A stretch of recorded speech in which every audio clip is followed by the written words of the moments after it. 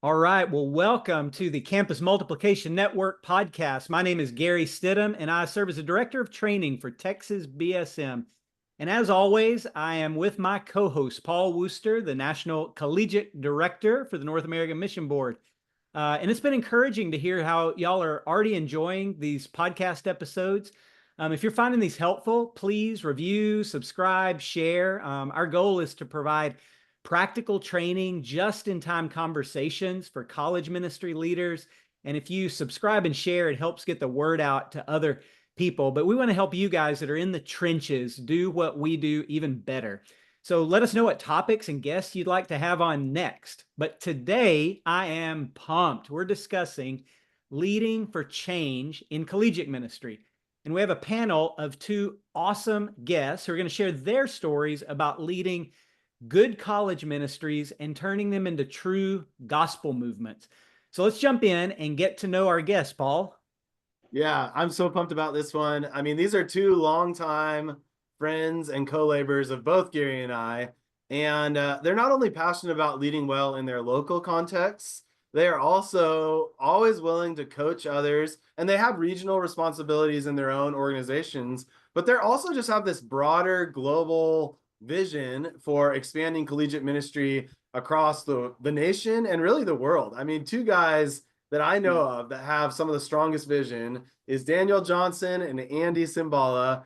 And we're so pumped to have them here. And so anytime I have like a resource I'm trying to hype up, I'm like, they're the first guys I text. I'm like, yay, I want to get some help here because they're just so passionate about reaching college students. So let's start with you, Daniel. Give us a little bit of your story and kind of your ministry history.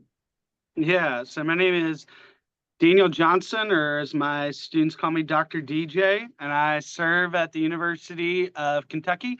I'm at the Baptist campus ministry there, and serve as their regional campus minister. And so I kind of have our region in focus and then do that part-time and then do the main campus at UK the majority of the time. I served at Ole Miss as the associate director for 4 years before this, and then served in Tennessee, Louisiana, Georgia, all over the place kind of before that, and intern levels and just serving in different areas. And then my dad was a campus minister for 30 plus years in Georgia. And so saw it all growing up and just, I can't imagine doing anything else, just seeing him do it and then do it myself. I mean, college students are just one of the greatest mission field, if not the greatest mission field in my mind, or else I wouldn't be doing it. And so love college students, love college ministry, and just a pleasure to be on here today. Thanks for having me. Thanks, Daniel. Can you tell us a little bit about your family as well? Yeah, so I'm married to a wonderful woman named Sarah, and she serves as a pharmacist with Baptist Health. And then we have two kids, Caleb and Naomi. Caleb is about to turn 4, and Naomi just turned 1. And so leading change in the midst of having a toddler and doing doctoral work and then having another baby was a lot of fun. Would not recommend it, but it was a lot of fun. And my parents live in Lexington with us. My dad serves at one of the campuses, Transy University, and so I became my dad's boss a few years ago. And when I looked at him, I said, you know, when I say jump, you have two responses that are acceptable: either yes, sir, or how high. And these are the only two things that can come out of your mouth. And so just kidding with him and things that he told me. So it's been a fun season to kind of just dream with him and work with him and just living the dream, being on the college campus and serving Jesus. That's awesome, man. And I call those seasons where everything, all these different plates spinning, the advanced sanctification program is God uses those times just to stretch you and mold you. And so I love it. It's awesome. So Andy, let's introduce you and tell us a little bit about yourself, your family, your ministry history, and a little of that origin story for Andy Cimbala. Yeah, so I grew up in State College, which is the center of the state of Pennsylvania. There's a gigantic university there called Penn State University. So that's where I went and did my undergrad. And there's more to say here, but when I came into college, I really was not excited about Jesus. I was very excited about sex.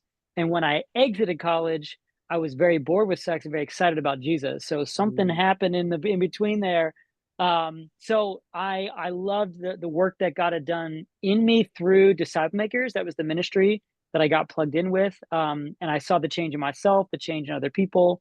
And so I'm like, man, I need to do this. This is what I need to give my life to. So that was way back, graduated in 2007. So I've been on staff for quite a while now. I primarily serve at Shippensburg University, which is kind of South Central Pennsylvania.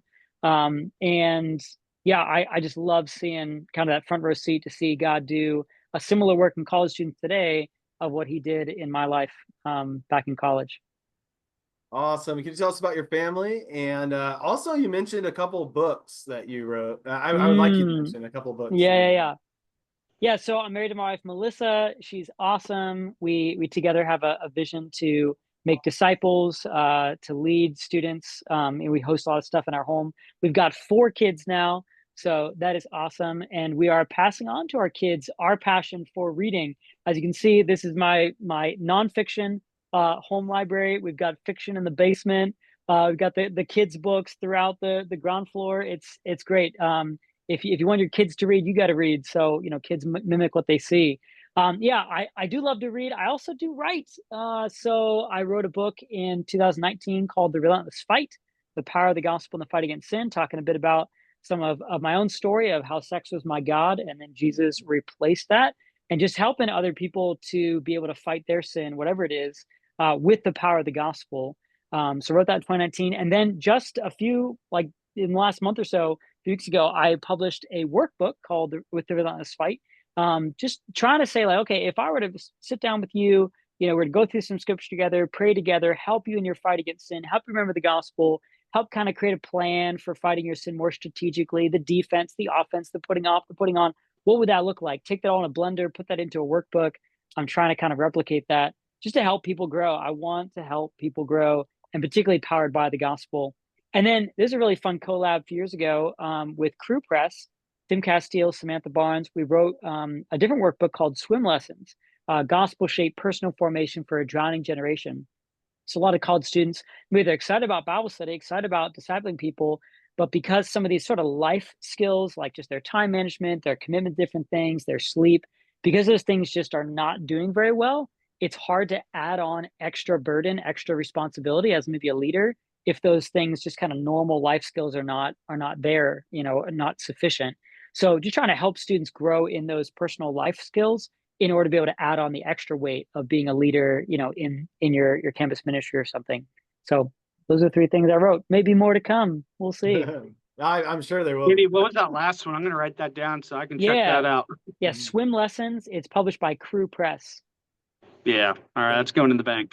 There you go. I definitely recommend Andy's books. I've got Swim Lessons and Relentless Pursuit, but I also love following Andy on social media. He does the best book reviews on social media.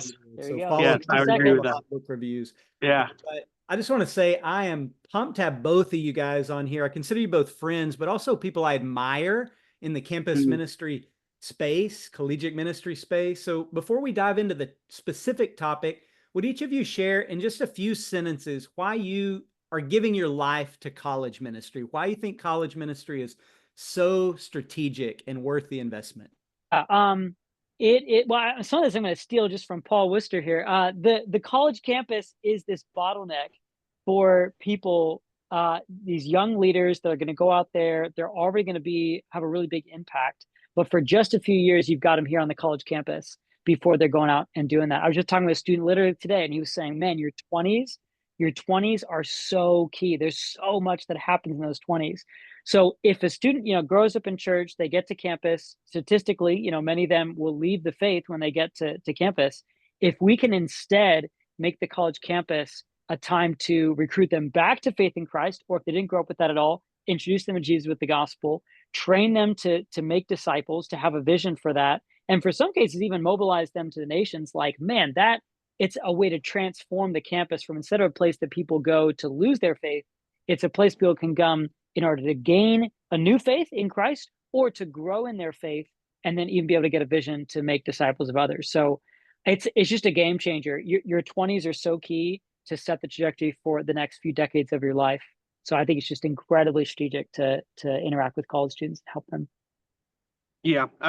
echo all of that. I would say that there's two times that people are most likely to come to faith, and also times that they're most likely to lose their faith. I forgot where I heard this from. May have been you, Paul, may have been David, somebody else, but times of trouble and transition are times when students are most likely to either come to faith, and so you have non-believers that are coming to college, that times of trouble, times of transition, they're transitioning to college and they're in trouble. They don't know where their classes are, they don't know what they're studying, kind of what you were talking about, their swim lessons. They feel like all their life is so disorganized. They don't know where to go. Why add one more thing kind of onto it? And so being able to come alongside them and present the gospel also for students that are already in the faith, that have gone to college, or not gone to church growing up before. Sorry, that's my alarm. Have gone to church before, or have the opportunity to leave their faith. And that's just like being able to come alongside those students and go, man, like Jesus is real. I don't know if he's real for you, but like let's walk through that together. They're also asking just some of the biggest life questions during those 4 years.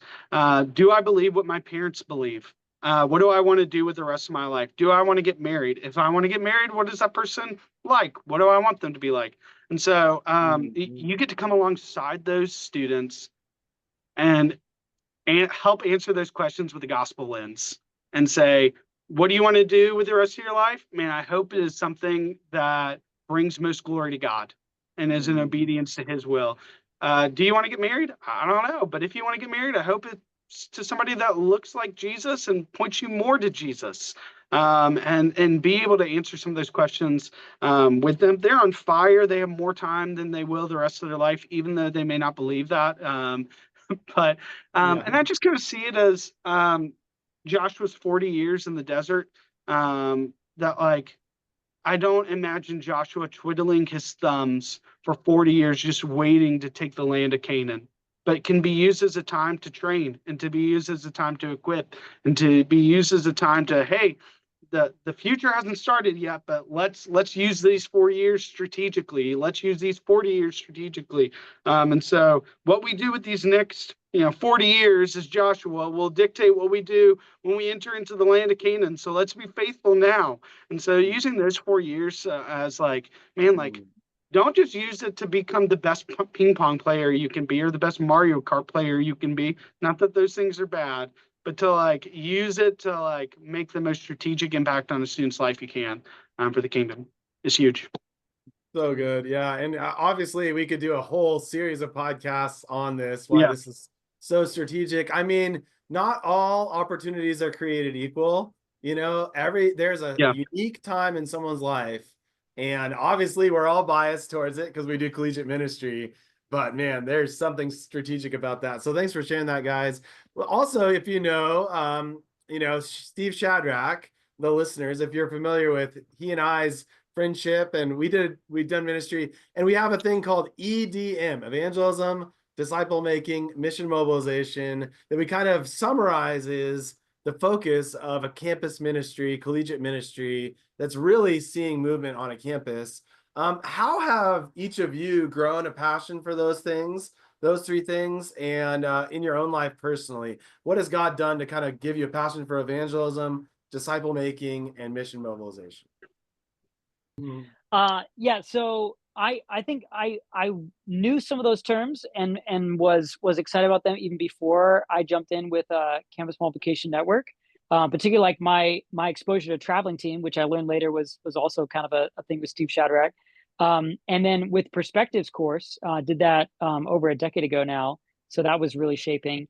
But I think just particularly with CMN, it helped me to solidify, like, I need to have a very clear plan with this. It's not just I need to be excited about it. I think that's what I had. I was excited about it. And like, in theory, like, yeah, EDM, that sounds great. But having a plan, like a very clear, very intentional plan of how are we going to share the gospel? So like gospel appointments. If someone comes to faith in Christ, or if someone joins the leadership team, how are we going to train them to be a disciple and to make disciples? And also, like, how are we going to mobilize them into missions? Now, with that one, I kind of got a cheat code with the traveling team, where just bring them to your campus, bring the traveling team to campus, and they will help you do that. Just that's the cheat code there. But that's really helpful just to solidify those things. Be very, very intentional.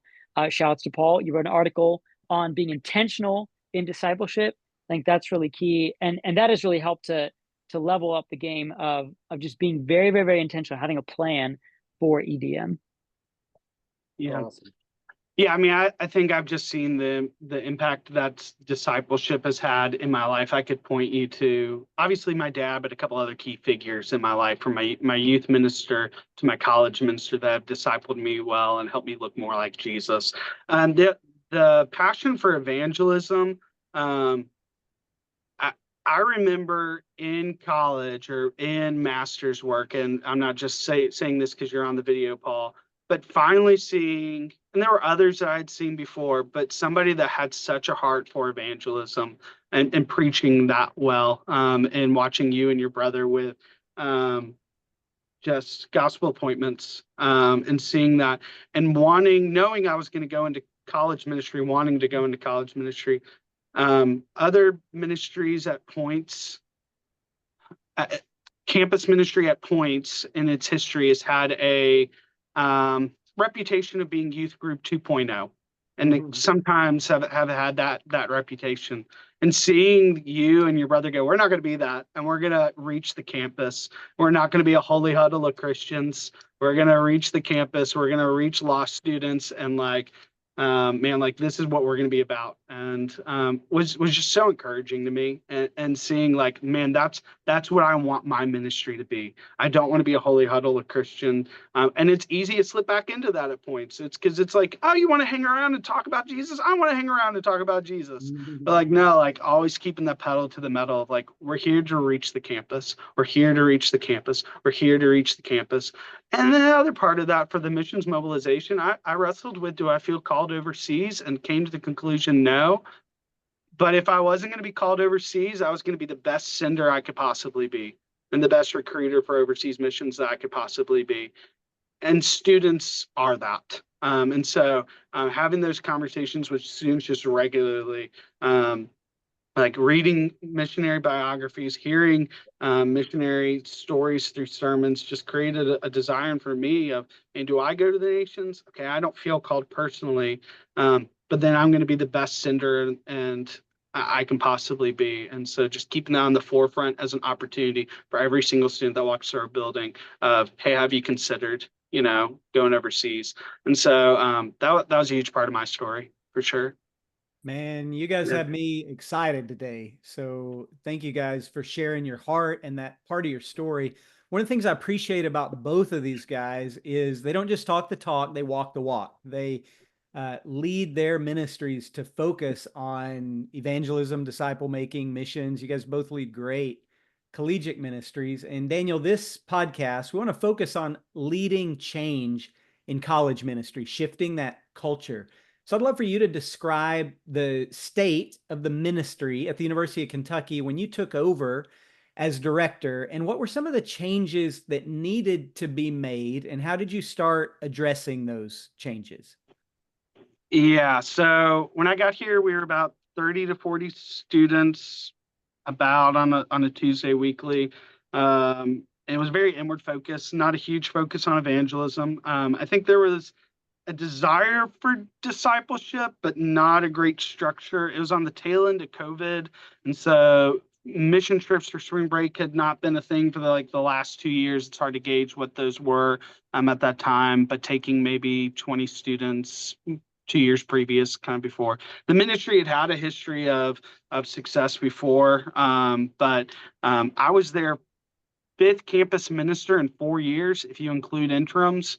And so yes, by that face, that's like the level of trust when I got there was like, who are you? And like, why should we care? You're going to be gone in a year. And so just kind of came in with a commitment to love these students well. And so there are things that need to be built upon. I knew the ministry had to have a clear focus on those 3 things of reaching the lost, evangelism, discipleship, and missions, so EDM.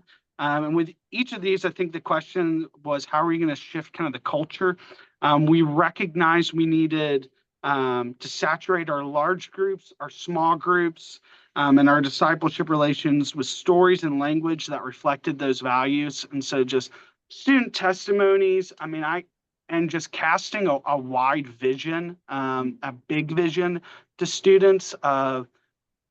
Students used to joke, and they even made a t-shirt of, what would it look like? What would it look like? What would it look like? Because that was my go-to phrase. What would it look like if we moved our campus? What would it look like? What would it take to reach the campus? And just kind of creating that vision of, hey, I want you to personalize this for yourself. What would it look like? I don't know all of that yet, but what would it look like? And to have some buy-in. John P. Cotter wrote a book called Leading Change, which was really instrumental in our ministry. And he starts with the thing that you have to have for leading change. It's the first thing is to create a sense of urgency. And I think creating a sense of urgency for ministry can sound a little not icky, but like maybe revealing the urgency, because the urgency is there. Yes. And helping create a burden. And so Paul will talk always about like praying for Bob. So burden, opportunity, boldness. And I'm so appreciative that it leads with burden. Because the reality is, like, if the burden is high enough, the other two will follow. And so creating that burden with students, and students can kind of, I say this as an illustration so often that students can repeat it now too. But like, if my son, Caleb, or my daughter, Naomi, were at the top of a burning building, I don't need to look for opportunity. I'm going through those doors. I don't need to pray for boldness. I'm going through those doors. I'm going to do everything I possibly can to reach my son or daughter. And the reality is that just that there are millions of people in our country and billions in our world that are going to spend eternity apart from Jesus Christ in an ever eternal fire and be separated from him. And so, like, revealing that urgency, like, I don't have to create it, it's there. Yes. And to be able to and like, yes, the opportunity, I don't need to like burst through certain doors lest the building collapse, but Right. and so there's some strategy to it, and boldness, let me put on my gear before I go in, and I need to. But if you have a high enough burden, and you look at students and say, it's your classmate. And if you don't care about your classmate, what if it was your mom? What if it was your sister? What if it was your brother? Who would you go through the doors through? Because it's somebody's mom, it's somebody's dad, it's somebody's brother, it's somebody's sister, it's somebody's son or daughter. And to reveal that urgency, and so creating that as like hey, like, this is what we're about, and just putting that regularly on their forefront of, hey, do statistics for your own campus. Let's say 10% of the University of Kentucky is saved. Okay, 33,000 students. Okay, that means 30,000 of them are going to spend eternity apart from Jesus Christ, roughly, on the math. Like that, that's not an acceptable statistic. That's right. Like, throw a rock, hit somebody, like, get out there, share. And so, like, having that sense of burden, and just coming alongside students. And so, like, we saw that, like, this, there was a great desire for discipleship. There's never really, I don't think, a hard sell on like, hey, do you want to spend intentional time with each other? Some people will turn you down, but like, you have to keep the forefront on evangelism and the gas on that, because discipleship, like, people want to be poured into. People want to meet for coffee and go through a book. Not everybody, but a lot of people do. Well, I think we just needed structure, so we needed to give them structure, and we have over the last couple of years. And I think the thing that was like just big for us is helping students realize, like, if Christ is worth knowing, he's worth being made known. And like, he's worth knowing, like, he's worth being made known. And if we say that, like, no, I don't want to make him known, then is he really worth knowing? And then the other part of that is like, for people that, like, I think Shad and and Paul did a podcast about like him being the discipleship guru and like Paul being the evangelism guy. And like, I think the opposite, kind of the flip side of that, like, is if he's worth being made known, he's worth knowing. And so deep discipleship as well. And like, man, it can be easy, like in those first couple of years for people that are like high up, you know, if you look at like, okay, we're going to reach the campus people, next thing, APES test, high A, and high E, that people that want to reach the campus, apostle, evangelist type, that like, man, like taking time to make sure for yourself, like, okay, if he's worth being made known, man, in my own personal life, he's worth knowing, and like helping students see that as well. Missions, I think how we just created like a culture of that and how to lead change in that is I just sat down with a couple of key students and just put it all on the table for them and said, listen, like flywheel principle, you are a guy that so many people respect. Would you consider going overseas? Would you consider, and just come back with stories? You may be the only one that goes. So we had one guy that goes, he convinced the next summer another guy to go, which the next summer convinced another guy to go. Mm-hmm. And now we're sending about 6 students next summer. And we went from 1, 6. And like the flywheel principle is going to be in effect. Those 6 are going to come back and they're going to have stories. Yes. But it took a lot of effort on the front end. We walked through some books like Insanity of God. I had Nick Ripken come speak each semester and just like had him like, we showed documentaries, we showed The End of the Spear, we showed, you know, movies that were just like captivating the heart, and to have that missions focus, and just see students go read a book like Insanity of God and read about tragedies that are happening around the world and look and even say things like, I kind of thought that stuff like that ended after World War II.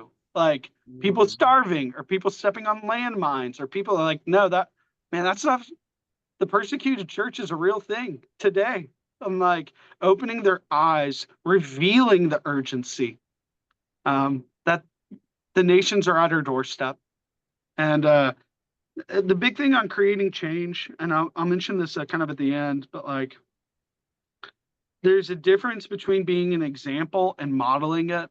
And like you can be a really good example and you can go do it by yourself, but modeling it is taking somebody with you and like creating a disciple, and like never do evangelism alone, always take somebody else. And so like model it, talk about it. You should have regular stories of people that you're sitting down with. Your sermon should include evangelistic efforts, the people that you're praying for, developing students who can give testimonies in these 3 areas on evangelism, on discipleship, and on missions. Now, you may not have a ton there, but like students will attract students. The key students will be the ones that they follow. They may not follow the 34-year-old guy with 2 kids and go, yeah, you're somebody that like sign me up, but like they'll follow their peers. And so like pour into those couple, and like pour into them, but get to them to tell their stories, and like students will follow, and like just creating change, creating that sense of urgency, revealing that urgency, and then just having like 1 or 2 people that will come along for the ride. You don't need everybody. There are going to be people that do not, especially if you're inheriting a ministry, you may not have everybody on your team. And that's okay, but you need 1 or 2 people that are going to be in your corner. And then you just need people that you can talk to. I remember calling Paul. I remember calling and emailing Gary. I remember calling other people, Ben, in my life, that were just like, hey, am I doing this right? Like, I'm discouraged. And then being like, nah, you're doing it. Hold in there. Flywheel principle. It takes time. It takes 2 to 3 years. And like, I have a guy on staff now that like looked at me. He was a sophomore when I first got here. And he said, hey, I just wanted to tell you, like, I may be one of the only guys that still remembers like what you went through, but like, thank you for persevering and believing in us. And thank you for like never taking off the pedal of the gospel, even though we were beating against it with every fiber that we could, essentially, like of evangelism specifically. Like, thank you. Like, you were going up against an uphill battle. And like, I see that being on the staff side of things now, but like thanks for basically saying, hey, this is the conviction God has given me. I'm not moving away from that. And like, and just remember, and I'll say this in the encouraging part, God has put you there for a purpose. If you have been called to someplace, like, it's going to be hard at points, but that God has put you there for a purpose and that he is with you. And so like, don't forget that. And like, lean into the prayer, lean into, and like, God has called me for this purpose to reach this campus. I'm not going to it'd be easier to go, yeah, you're right. Let's be a holy huddle. Yeah, you're right. Let's just have fun events and like, we'll all love each other and it'll be great. But like, no, like, that's not what God has called you to. God has called you to make his name known. Because if he's worth knowing, he's worth being made known. And so just like, don't lose that conviction. And my prayer is that I won't lose that conviction 10 years from now, 20 years from now, and I won't become sedentary. Like, God, give me a fire more deep than the day before. Yeah. So, yeah. Oh, man. Yeah. Dude, Daniel, that is so encouraging. You had me several times where I have this tears coming to my eyes, man. And it's I really am just so encouraged by what God has done through you, and it's contagious in your students. And I've been around some of your students, and I can see it. That fire is real, and and that's what it is. At the end of the day, spoiler alert: leading change is just spiritual multiplication. Especially, at least in our mind, what we're talking about, EDM, evangelism, disciple making, mission mobilization, it's through individuals. And you can't fast track spiritual multiplication. You can't force spiritual multiplication. You can't fake spiritual multiplication, right? It has to be something that you do, and it has to be real. And like what you said about modeling, man, that is so key. And if we want our students to bleed, we have to hemorrhage. Like, the vision has to be so strong in our own hearts, our own lives, so clear, so simple, so reproducible that students just can't help but come along. And so let's hear from Andy and share your story. Kind of, I know I've noticed the last several years, God is really building this EDM conviction in your life. And you've started to see more and more fruit as a result of that. So kind of give us a little bit of your story of how you've seen this play out in your ministry.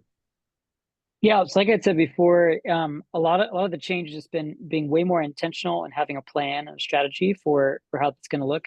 So I was invited to do the first ever Campus Multiplication Network cohort, had Steve Shadrach as my cohort leader.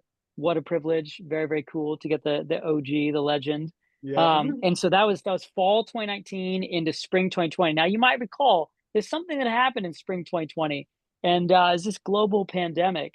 So that it gave actually an opportunity to be even more hyper focused on, all right, if we're going to be pandemic stuff on Zoom, we need to be very, very intentional with what we do with our students.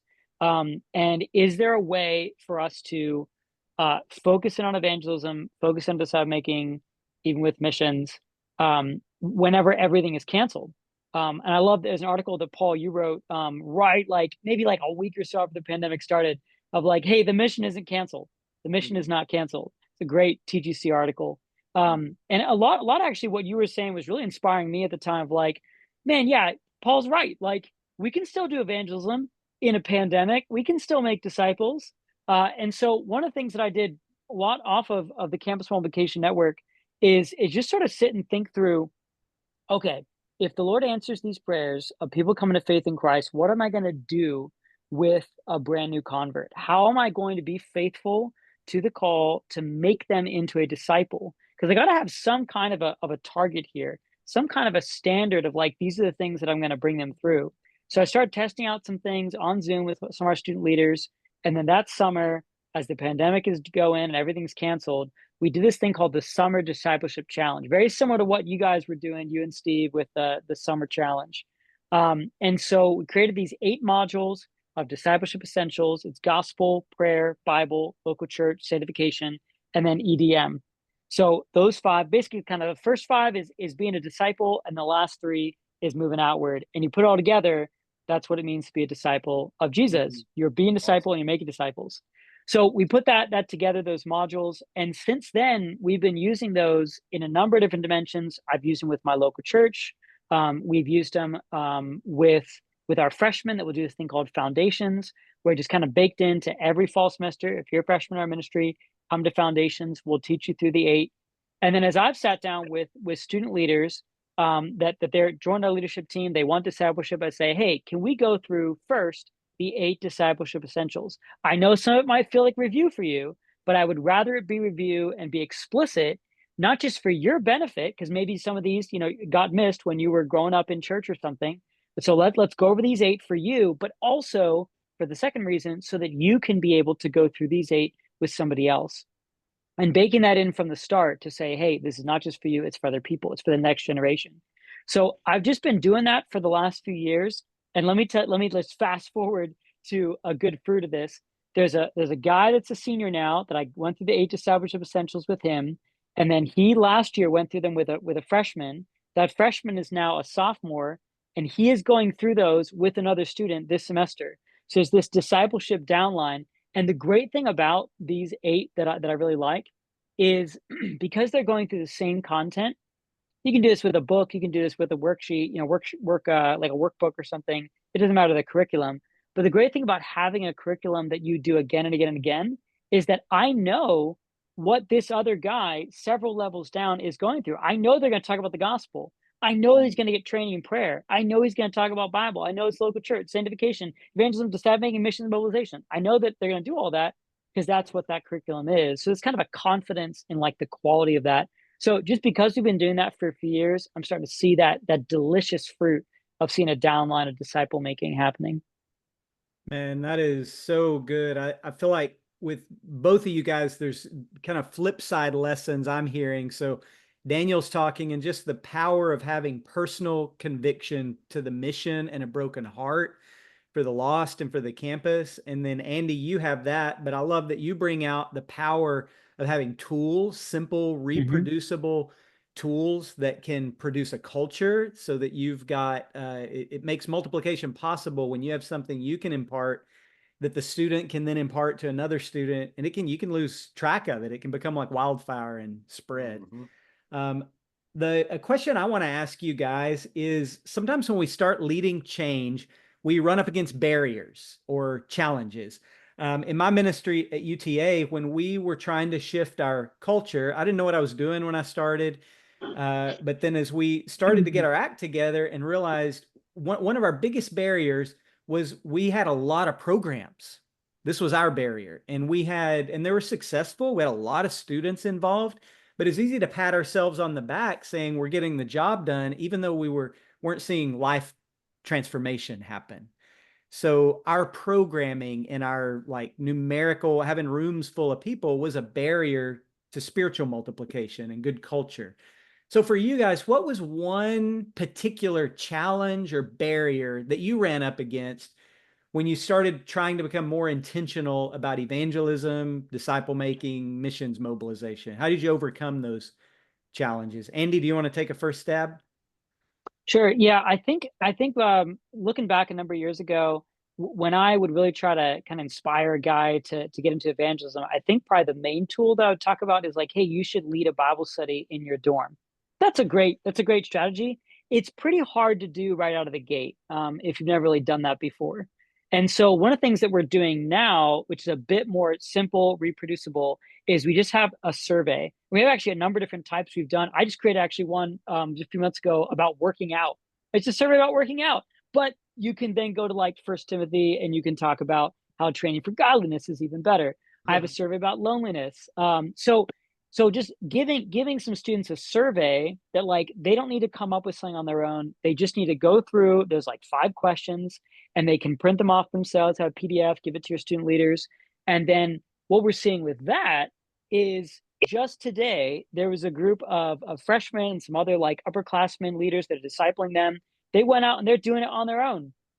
It's amazing. Like these are freshmen, it's November, and they're going out and doing surveys and doing evangelism and meeting new people and getting no's and then keep doing it and getting a no and praying and keep doing it. Like they're doing it. So I think in some ways it's just about finding a tool that's simple enough, easy enough that with very, very little training, you may do a little bit. You know, one of our staff on our team named Mike, he does an amazing evangelism boot camp, did it a few weeks ago, which I think actually was probably one of the catalysts for some of these guys starting to do it more on their own. But like, this is not, I'm not telling them to do, it's not like a staff being like, hey, at 11 o'clock, we're going to do this thing. These are student leaders and freshmen that are excited about it. I think one key reason is that it's a reproducible tool. It's a simple tool to do. Yeah, that's great. So your big barrier was that the ask you wanted to make to students was too big. So you broke it down into practical, smaller things that they could accomplish as they grew into more effective missionaries. Awesome. Daniel, what about you? What was a big barrier or obstacle you had to overcome? Yeah. So this is actually kind of what I wrote my doctoral paper on.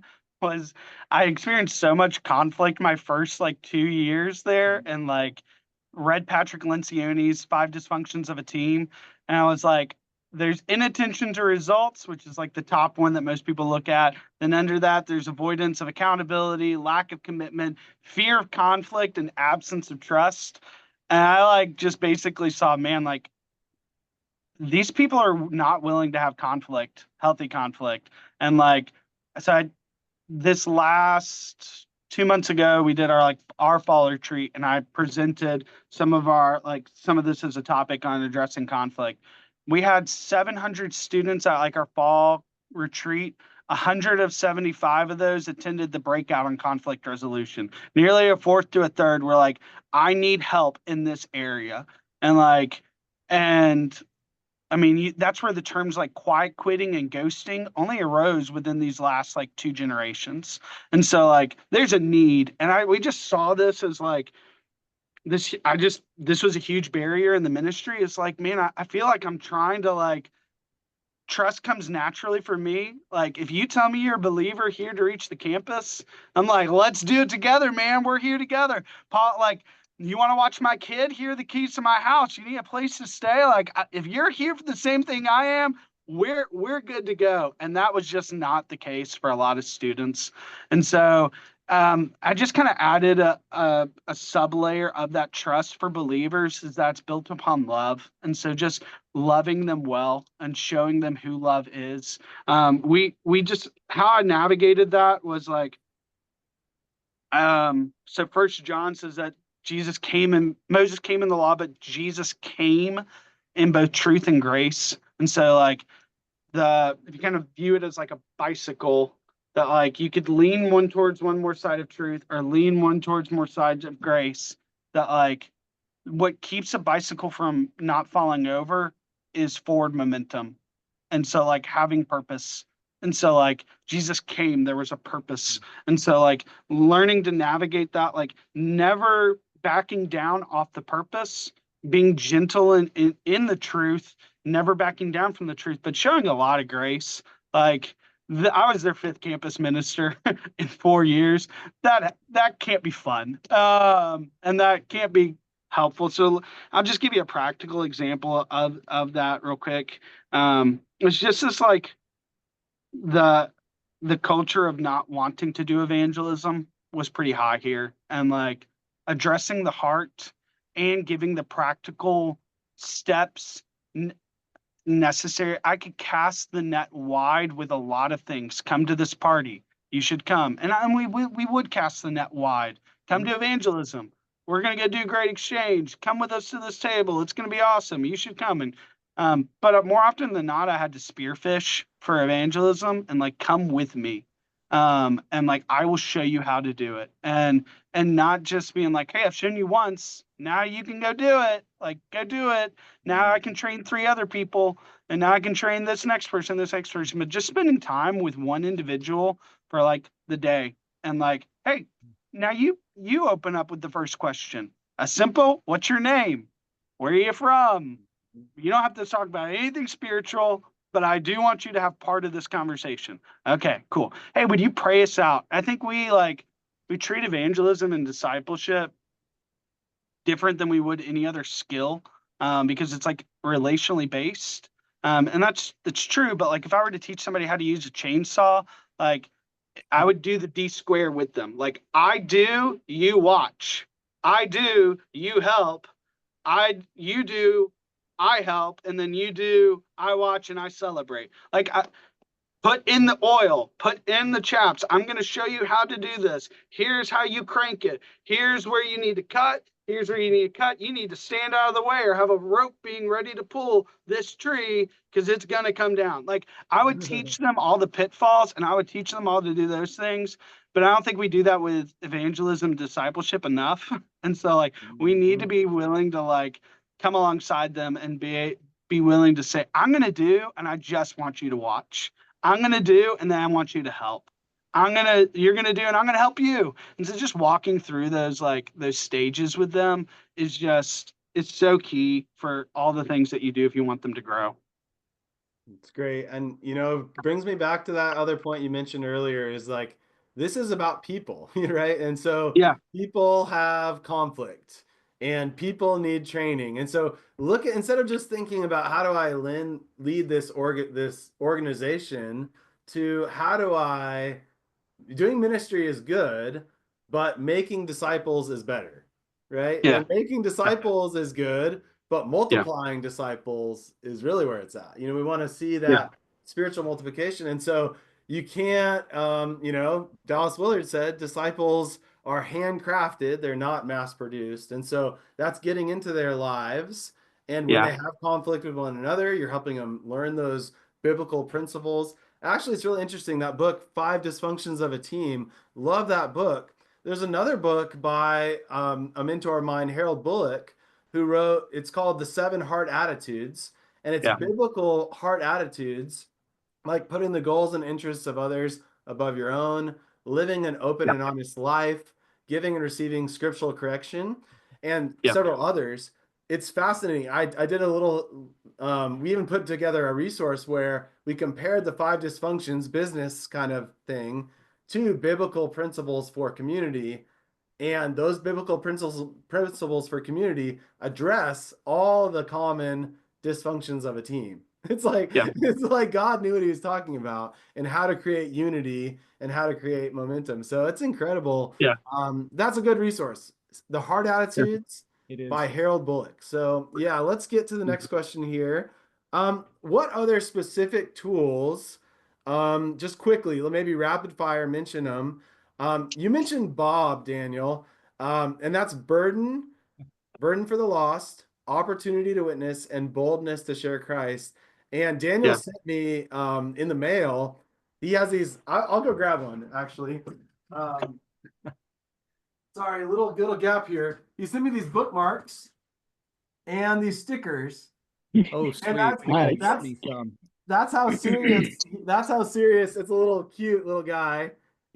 Old man. Pray for Bob. Burden, opportunity, boldness, and apparently you're casting this vision so wide that it caught fire for your students, and it's just a part of the culture. So that's one kind of tool. What other tools, maybe Andy, you go first, that have been helpful for you guys? Yeah, well, I mean, I didn't get a 20 under the table to say this, but it is legit. The Fuel and the Flame by Paul Worcester and Steve Shadrach. It's a great book. I mean, I tell students, like, if you're like, I'm not a reader, I don't read books. Okay, if you're going to read one book, read The Fuel and the Flame, because you're going to get all these different things it's going to talk to you about fighting sin and being in community and reading the Bible and praying. And then also evangelism, disciple making, mission mobilization, and even some stuff for you when you graduate. Like, it's like everything all in that one book. So having like a set of books is going to be really helpful.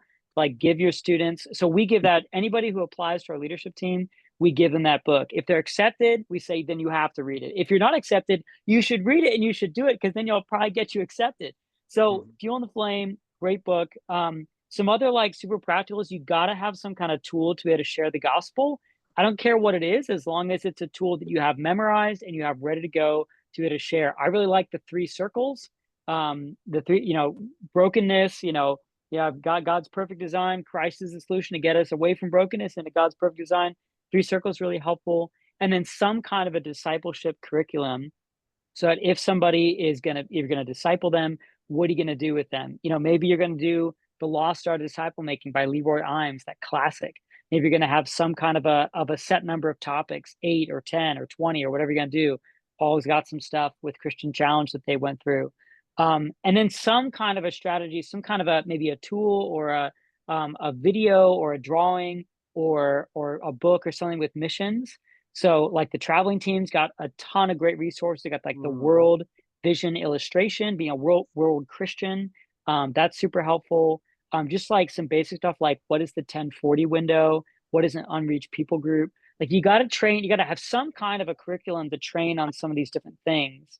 How are you going to do Bible study? How are you going to do prayer? But there's a lot of really good stuff out there. And if students aren't going to read books, then at least find some videos that they're able to watch. If they aren't going to watch videos, find some apps. Unreached of the Day. I really like Lectio 365 as a prayer app. Something that's going to be able to get them to do these things with some tools for you to do it. There even actually is an app for 3 circles. I think it's called Life on Purpose, I believe. So Life on Mission, actually. Life on Mission. That's a NAM, North American Mission. Oh, Board. there we go. Yep. There we go. There's another 20 you can give me. Yeah, another. Man, I need to be.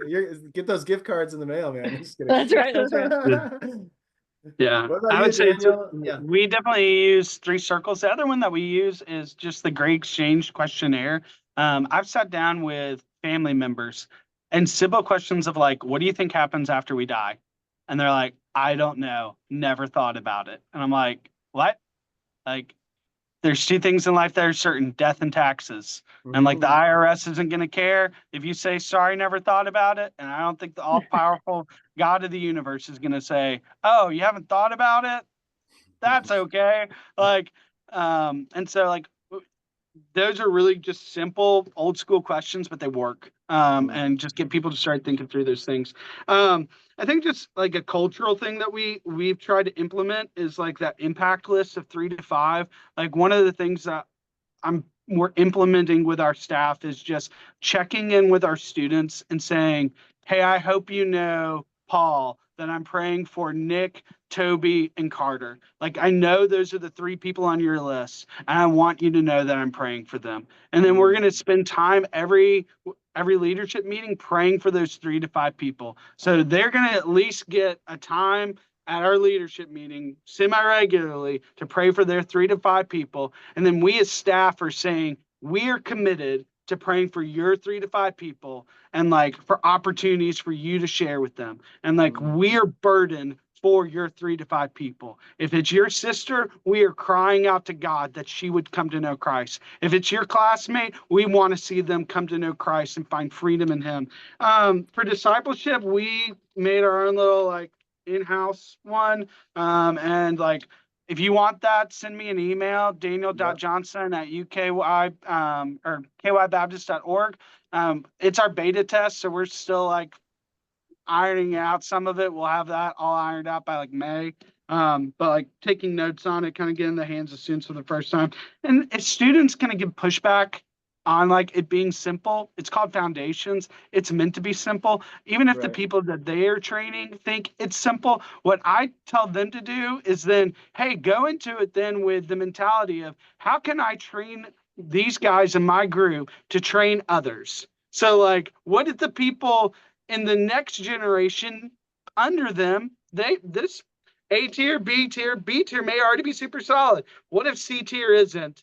How do you go into it with like, I'm training them how to train these people, and that's reproducible. And if you want to read a sub book on it as well, cool, do that as well, but you're going to go through this material.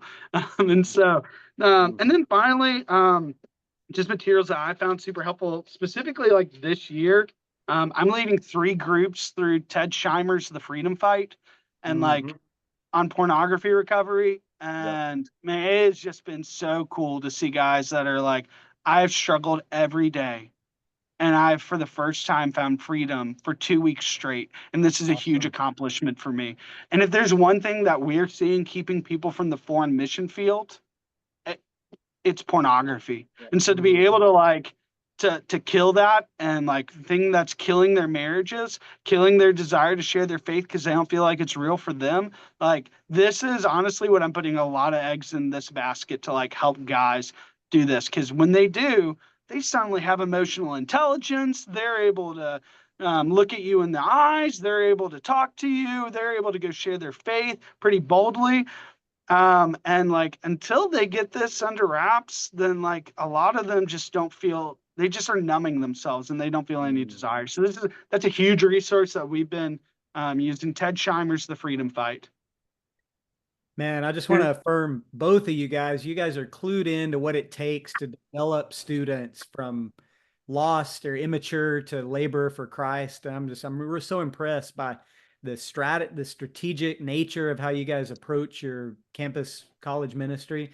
Blown away. Well, as we start to wrap up, I'd love for you guys to each share what's next. What's something that as you look at your campus ministry, or you guys both have some regional roles, what's the next hill that you're charging, the next thing that you're trying to tackle? That'd be interesting for us, but also let us know how to pray for you guys. But what's your next big challenge in ministry right now?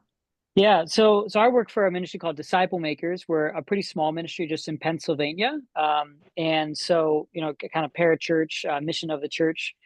We had set a 10-year goal way back in 2015. We were at 11 campuses at that point, and we said we would love to plant more campuses. I think I heard someone say about 300 campuses just in Pennsylvania alone, like 1 million college students. It's a really high density just in one state. So we said, all right, we're at 11 campuses. By the year 2025, we would like to be at 25 campuses. And we call that goal 25 by 25. And so we want to more than double in the next 10 years. Now, I don't know if that sounds like a lot or sounds like a little, you got JD Greer, like, we're going to plant 1,000 churches. Like, okay, that's more than us. Praise God. But for us, at least 25 or 25. So if I understand correctly, as a whole ministry, I think we're at 23, and we have like a few weeks of the fall and then the spring semester to be able to try to reach that goal. Now, there's a few different places that we're exploring. We're trying to plant at. So we might be able to reach it. That'd be the big prayer request for Disciple Makers up in Pennsylvania. Pray that we are able to reach this 10-year goal of 25 by 25, and pray that God just shows off with that, like that we would actually blow past that goal. And I don't know if that can happen. I feel like today I have like little faith. Other days, maybe I have bigger faith. There's other people in the ministry that have much bigger faith than me, and maybe some that have even less faith than me. But like, would you pray that for Disciple Makers, we're able to reach that 25 by 25, and that it would spur on, and I think it already has, just a change even in the culture and the DNA of our ministry, like as a whole organization. Like when we set the goal back in 2015, part of our conversation as a staff team is like, I feel like we actually don't really know how to plant.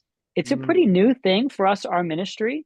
And so that's something that's going to really stretch us. And I would say now, 9.5 years into this 10-year goal, I think we know how to plant now. In fact, awesome. There are some people that are on staff with us now that they've come from campuses that we've planted. So that's the flywheel, man. We're planting a new campus, raising up disciples on the campus. Those disciples join staff, and then now are fed into the bigger vision to be able to reach even more. So disciples who make disciples, who then make disciples and plant campuses. So yeah, that's pretty exciting what God has done, but pray that we're able to meet that and even go beyond it. You bet. Let's go. 25 by 25. I love it. Daniel, what's next for you, man? Yeah, so we're trying to get on 40 campuses by 2025. We're currently on 35. And then by 2030, we want to be on 50 campuses. And so that's kind of our goal for that. And those include some like community colleges and other areas like satellite campuses. And so looking at no stone left unturned, and then just seeking to expand our toehold to a foothold in some key areas on campuses with the band and with Greek life and some other key areas. So like hit those people groups pretty hard. And then finally calling out the called and just seeing students surrender to either bivocational ministry, full-time ministry, and just seeing them step up and serve in those capacities and training well to that end. Love it. It's so good. And I love both of those visions. And, at the end of the day, those visions can't happen unless we are seeing that fruit of spiritual multiplication take off in our local ministries. And so I think a lot of times it's easy. I'm a big picture guy. And so I can go straight to that. Like, oh, I love stuff like that. Like get on every campus. But what we talked about in the bulk of this podcast is kind of building that grassroots EDM disciple making movement.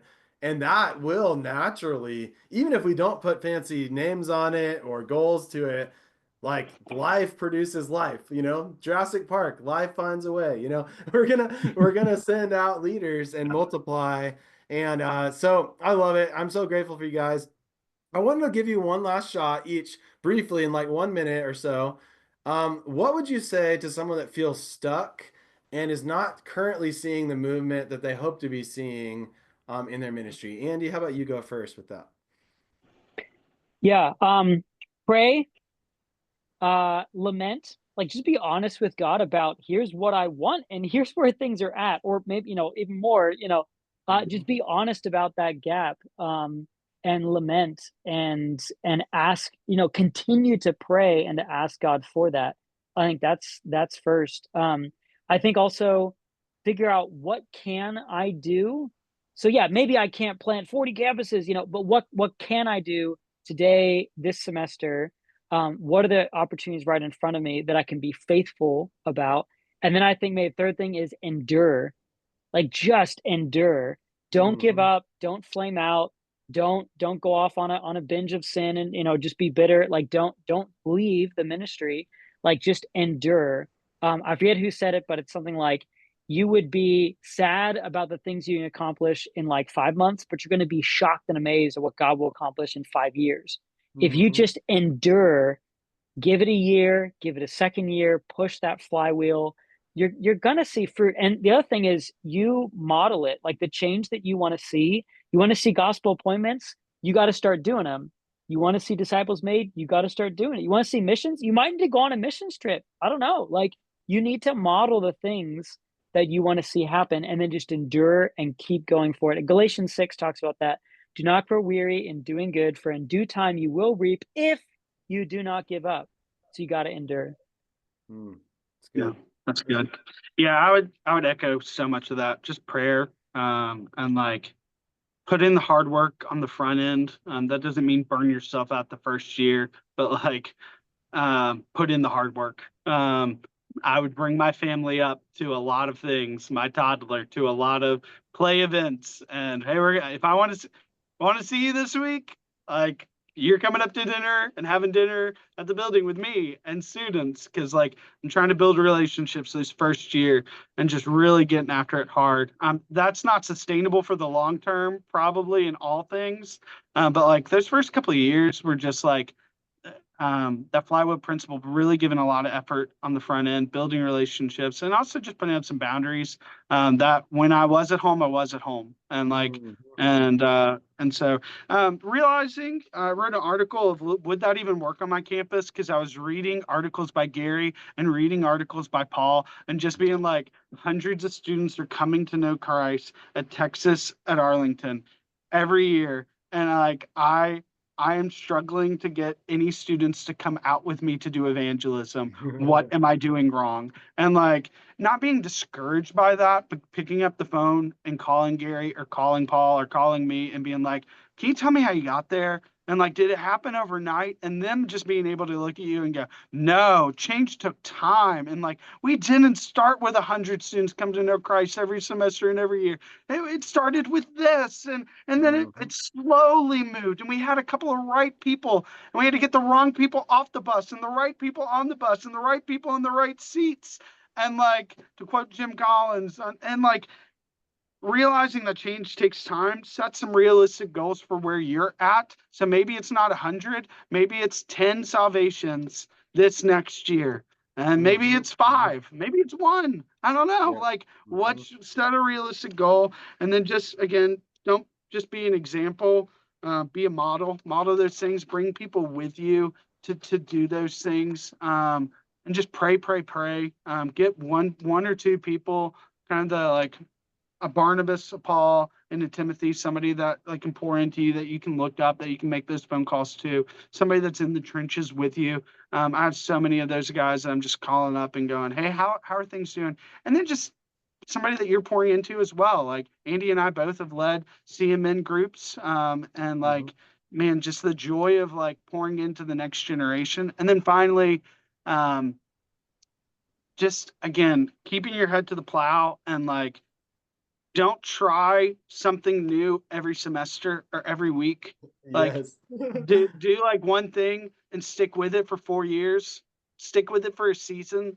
Like, try marks. And if it doesn't work after 4 years, do one-on-one discipleship. Do D groups after that. If that doesn't work, try Gary's model of going out on every Friday and setting a time. If that doesn't work, okay, we're going to set 3 days as us as staff. We're going to go out, pick a time. Like, it kind of works in your context, but then stick with it for a season, at least a couple of seasons, and see if it works. And don't just do the hot, new, fresh thing, because like, that's not going to reproduce. That's great, Daniel. Well, would you close us in prayer, and then Gary will sign us off? So, great. Yeah, God, I pray that we would just have a burden for your glory in our own lives and self, and Father, and the saints amongst other believers, that we would preach the gospel to ourselves and to one another, and that we would preach the gospel to the world. Father, that you came that the world may know you. Father, that the world is on the university's campus. Father, I pray that we would just get so excited knowing that we get to just be a part of that story, that we just are so blessed to know you. And Father, if you're worth knowing, you're worth being made known. Father, that we can get to know you, that we can tell others about you, that we can see students come over from death to life. And Father, that we pray that you would just raise up this next generation, bring revival on our campuses and in our country and in our world. Father, let it not just be a training ground of 4 years to train them, but that they would be sent now, that they would be the hands and feet of Jesus. Father, I pray that we would equip students and disciple them well.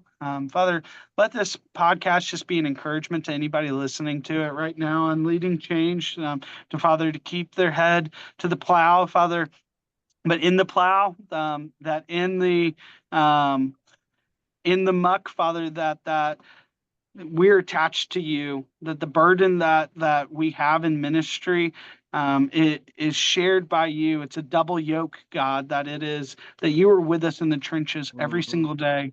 And Father, thank you for just Paul and Gary, Father, for their heart to make your name known through just even this podcast and encourage others. Father, I pray that you would bless each of our ministries. We love you and we praise you. It's in Christ's name we pray. Amen. Amen. Man, thank you guys so much. And Andy and Daniel, I feel like this episode is going to be a repository of wisdom, vision, practical tools for our listeners. So we're really grateful. And for you guys listening, until next time, let Paul and I know if there's any way we can serve you guys. And that wraps it up. God bless, and we'll see you next time.